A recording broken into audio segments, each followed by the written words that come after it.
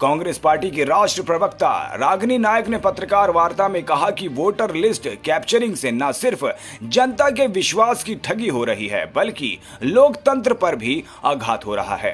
देश के महानायकों ने नागरिकों को वोट का अधिकार दिया था, उसका भी हनन हो रहा है। लेकिन मैं आपको बता दूं, जब तक देश में निर्भीक पत्रकार है और पंक्ति में अंतिम खड़े व्यक्ति के अधिकारों की रक्षा करने के लिए राहुल गांधी जी खड़े हैं, नरेंद्र मोदी अपने मन की बात नहीं थोप पाएंगे। बीजेपी बिहार का चुनाव हारने जा रही है, इसीलिए वोटरों को ही वोटर लिस्ट से हटाया जा रहा है। इसका प्रमाण हमने दरभंगा में भी देखा, जहां एक बीजेपी की महिला जिला अध्यक्ष बीएलओ के साथ बैठकर वोटों की छटनी कर रही है।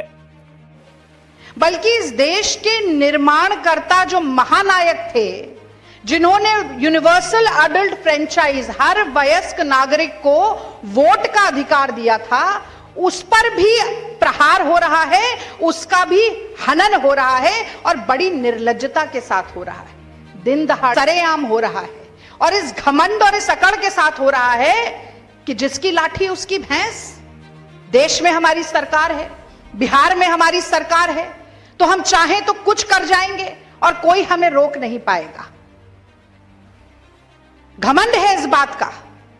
लगता है उन्हें बार बार ये भाजपाइयों को कि लश्कर भी हमारा है, सरदार हमारा, हम झूठ को सच लिख दें, अखबार हमारा, और बिहार के फरियादी जाएं तो कहां जाएं, कानून हमारा है, दरबार हमारा। लेकिन मैं बता देती हूं कि जिस तरह से अजीत अंजुम जी ने ये रिपोर्टिंग की है, ऐसे निर्भीक सच्चे पत्रकार जब तक हैं और संविधान को हाथ में लिए गरीब, पिछड़े, शोषित, दलित, अल्पसंख्यक, हर वो व्यक्ति जो पंक्ति में अंतिम दर्जा प्राप्त है, उसकी लड़ाई लड़ने के लिए राहुल गांधी जैसे नेता जब तक इस देश में है, तो मोदी जी की अपने मन की बात लोगों पर नहीं थोपी जा सकेगी। हमारे देश में जब हम राष्ट्रगान गाते हैं तो जन गण मन बोलते हैं, पहले जन आता है यानी कि जनता, फिर गण आता है, सारा महकमा उस जनता के लिए, और फिर मन आता है। और यहां मोदी जी अपनी उलटबाजी चला रहे हैं। स्पष्ट है कि हारने वाले हैं बिहार का चुनाव, तो वोटरों को उड़ा दो, वोटर लिस्ट अपनी मनमर्जी से करो। और उसका प्रत्यक्ष प्रमाण हमने कल भी देखा दरभंगा में।